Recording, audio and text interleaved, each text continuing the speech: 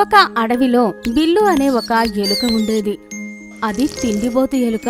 అది ఎప్పుడూ తింటూనే ఉండేది. బిల్లు ఇంటి సభ్యులు ఎప్పుడూ దానికి నచ్చజెప్తూ ఉండేవారు. బిల్లు నాన్న, ఇంత తినడం మంచిది కాదు. నువ్వు లావు అయిపోతావు, ఇంకా అనారోగ్యం కూడా అవుతుంది. లేదు అమ్మా, ఏం కాదు, నన్ను తిననివ్వు. అడవిరాజు సింహం పుట్టినరోజు. రాజు అన్ని జంతువుల్ని పార్టీకి పిలుస్తాడు. బిల్లు కూడా రాజు పుట్టినరోజు వేడుకకు వెళ్తాడు. అక్కడ అన్ని రకాల వంటలు చూసి బిల్లు చాలా సంతోషిస్తాడు. ఇంకా అతను చాలా తినడం మొదలు పెడతాడు. రాజు ఇంకా అన్ని జంతువులు బిల్లుపై చాలా కోపంగా చూస్తారు. అందరూ దాన్ని ఇంటికి తిరిగి వెళ్ళమని చెప్తారు. ఇంత రుచికరమైన భోజనం చూస్తూ నేను ఎలా ఆగగలను? మజా వచ్చింది. బిల్లు తిండి పిచ్చి అస్సలు తగ్గలేదు. అది మెల్లిమెల్లిగా లావవుతూ ఉంది. ఒకరోజు బిల్లు స్నేహితుడు దానిని ఒక చెరుకుగడ దొంగతనం చేయడానికి పిలుస్తాడు. అరే, చెరుకుగడ అయితే తీయగా ఉంటుంది. పద, భలే మజా వస్తుంది. పద పద. బిల్లు తన స్నేహితుడు ఇద్దరూ కలిసి చెరుకు తోటకు వెళ్తారు. కానీ అక్కడ బిల్లు అవి చూసి తింటూ కూర్చున్నాడు. ఆ తర్వాత, అరే బిల్లు, తొందరగా రా. ఇక్కడ నిలబడడం మంచిది కాదు. మనం తొందరగా ఇక్కడి నుంచి వెళ్ళిపోవాలి. పద. బిల్లు తన స్నేహితుడి మాట వినలేదు. అక్కడే నిలబడి చెరుకు తింటూ ఉన్నాడు. అప్పుడే కొద్ది సమయంలో ఒక పిల్లి అక్కడికి వస్తుంది. బిల్లు పిల్లిని చూసి పారిపోతూ ఉంటాడు. కానీ అంత ఎక్కువ తిన్న కారణంగా తాను పరుగెత్తలేకపోయాడు. బిల్లు చాలా ప్రయత్నించిన తర్వాత ఒక చెట్టు కిందకు వెళ్లి దాక్కున్నాడు. అరే భగవంతుడా, కొంచెంలో తప్పించుకున్నాను ఇవాళ నేను. ఇప్పటి నుండి నా అతి తిండిని తగ్గించాల్సిందే, మారాల్సిందే. ఇక ఇంత బరువు, ఇంత తిండి పరిగెత్తడమే కష్టమయ్యింది నాకు. బిల్లుకి ఇప్పుడు తెలిసొచ్చింది. ఇంకా ఆ రోజు నుండి అతను తాను తినడం తాగడం తగ్గించాడు. మెల్లిమెల్లిగా బిల్లు బరువు తగ్గాడు. ఇంకా చాలా వేగంగా పరిగెత్తగలిగేవాడు. 2 కోతులు ఇంకా మాయానది. గట్కేసర్ అడవిలో ఒక మాయానది ఉండేది. అందులో చాలా జలజీవులు నివసిస్తూ ఉండేవి.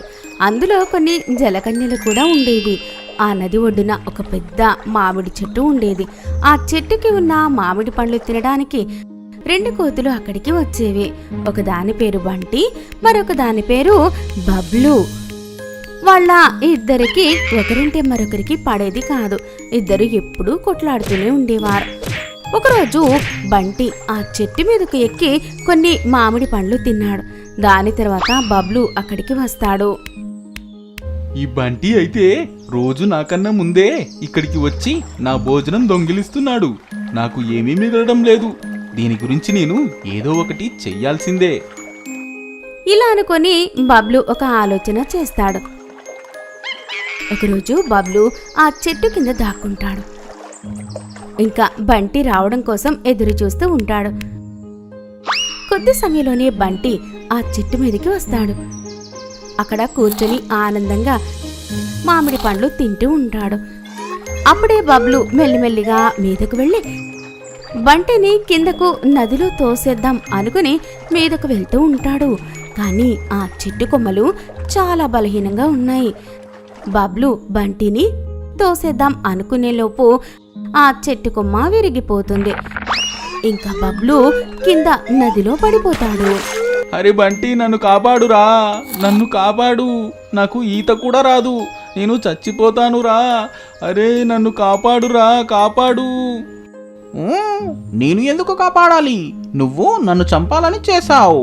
దానికి నీకు తగిన శాస్త్రి జరగాల్సిందే. కానీ బంటి మళ్ళీ ఆలోచనలో పడిపోతాడు. తనలో తాను ఇలా అనుకుంటాడు. ఒకవేళ నేను కూడా బబ్లులానే ఆలోచిస్తే నాకు వాడికి తేడా ఏమూ ఉంది? నేను వాడిని కాపాడాలి. అలా ఆలోచించి బంటి చెట్టు యొక్క ఒక కొమ్మని నీళ్లలో వేస్తాడు. ఇంకా బబ్లు దానిని పట్టుకుని నదిలో నుండి బయటకు వస్తాడు. వెంటనే బబ్లు బంటికి ధన్యవాదాలు చెప్తాడు. ఇదంతా నదిలో దూరంగా ఉన్న ఒక జలకన్య చూస్తూ ఉంటుంది. ఇంకా అది వెంటనే బంటి ఇంకా బబ్లు దగ్గరికి వచ్చి ఇలా అంటుంది. బంటి, ఇవాళ నువ్వు చేసింది చాలా ప్రతీకారమైన పని. అందరూ ఇలానే ఆలోచిస్తే అంత మంచిదే అవుతుంది. అందుకే నువ్వు నాతో పాటురా, నేను నిన్ను మా మాయారాజ్యానికి రాజుని చేస్తాను. అవునా? కానీ నాకు ఈత రాదు. ఇంకా నాతో పాటు బబ్లుని కూడా తీసుకొని వెళ్ళాలి కదా. సరే బంటి, నేను ఇప్పుడే నిన్ను నా శక్తులతో నీకు నాలాంటి చేపలాంటి రెక్కలు ఇస్తాను. దాంతో నువ్వు నీటిలో ఈదగలవు. జలకన్య మాయతో బంటి ఇంకా బబ్లుకి చేప యొక్క రెక్కలు వస్తాయి. ఇంకా ముగ్గురు కలిసి నది లోపలికి వెళ్తాయి. ఈ మాయా నదిలో ఎన్నో రకాల చేపలు, బంగారు చేపలు, తాబేలు, మెరిసే పూలు అన్నీ ఉన్నాయి. 2 కోతులు చాలా సంతోషిస్తాయి. బంటి ఇంకా బబ్లు, మీరు ఇద్దరు ఎప్పుడు ఇలానే సంతోషంగా ఉండండి. మన ఈ విషయం ఎవరికీ చెప్పకండి. ఇలా బంటి ఇంకా బబ్లు మాయా నదిలో జీవనం పొందారు. మోసం చేసే సింహం ఇంకా వడ్రంగి పిట్ట. ఒక దట్టమైన అడవిలో ఒక పెద్ద సింహం ఉండేది. అడవి దాని రాజ్యం. అందరూ దానిని చూసి భయపడేవారు. అన్ని జంతువులు ఆ చోటికి కూడా వెళ్ళేవారు కాదు. ఎక్కడైతే సింహం షికారుకి వెళ్ళేదో. ఒకరోజు షికారుకి వెళ్తూ ఉండగా సింహంకి ఒక జింక దొరుకుతుంది. దాన్ని తింటూ ఉండగా ఒక పెద్ద ఎముక వెళ్ళి తన గొంతులో ఇరుక్కుంటుంది. అరే ఇదేంటి? ఈ పెద్ద ఎముక నా గొంతులో ఇరుక్కుపోయింది. ఏం చెయ్యాలి ఇప్పుడు నేను? ఎవరైనా ఉన్నారా? నాకు సహాయం చెయ్యండి, సహాయం. సింహం గట్టిగట్టిగా అరుస్తూ ఉంటుంది. సింహం అరుపులు విని ఒక చెట్టు పైన కూర్చొని ఉన్న వడ్రంగి పిట్ట ఇలా అనుకుంటుంది. అరే ఇది ఏంటి? అడవికి రాజు అయిన సింహం సహాయం కోసం అరుస్తుంది. అనిపిస్తుంది అడవిలో ఏదో జంతువు ఇటువైపుకు వస్తే తినేయాలని చూస్తుందేమో. ఒకవేళ రాజు నిజంగానే సహాయం కోసం అరుస్తున్నాడా? నేను ఎందుకు సహాయం చెయ్యకూడదు? వడ్రంగి పిట్ట సహాయం చేయడానికి సింహం దగ్గరికి వెళ్తుంది. అరే వడ్రంగి పిట్ట, తొందరగా నా గొంతులో నుండి ఎముకని తీయి. తింటూ ఉండగా ఒక ఎముక నా గొంతులో ఇరుక్కుపోయింది. ఓ అదా విషయం రాజుగారు, ఇప్పుడే తీసేస్తాను. కానీ మీరు నాకు ఒక మాట ఇవ్వండి. రేపటి నుండి మీరు ఏ వేటకు వెళ్ళినా అందులో ఒక భాగం నాకు కూడా ఇస్తాను అని. ఆలోచిస్తుంది. ఇంకా ఇలా అంటుంది. సరే కానీ త్వరగా తీయి. సింహం నోరు తెరుస్తుంది. అప్పుడు ఆ వడ్డంగి పిట్ట తన నోరుతో ఆ ఎముకను బయటకు తీస్తుంది. సింహం చాలా సంతోషిస్తుంది. ఎందుకంటే ఇప్పుడు ఆ పెద్ద ఎముక తన గొంతులో లేదు కాబట్టి. మరుసటి రోజు మాట ఇచ్చిన ప్రకారంగా సింహం దగ్గరికి వడ్డంగి పిట్ట వెళ్లి ఇలా అడుగుతుంది. ఇవ్వండి సింహం గారు, నాకు మీరు మాట ఇచ్చారు కదా నిన్న. సింహం రాజు చాలా కోపంగా ఇలా అంటాడు. సంతోషించు, నేను నిన్ను ప్రాణాలతో విడిచిపెట్టాను. నేను సింహం రాజుని. నిన్ను ఇవాళ తినగలను. చెప్పు, ఏమంటావు? వెళ్ళు ఇక్కడి నుండి. ఏ వాటా దొరకదు నీకు. అది వినగానే వడ్రంగి పిట్టకి చాలా కోపం వస్తుంది.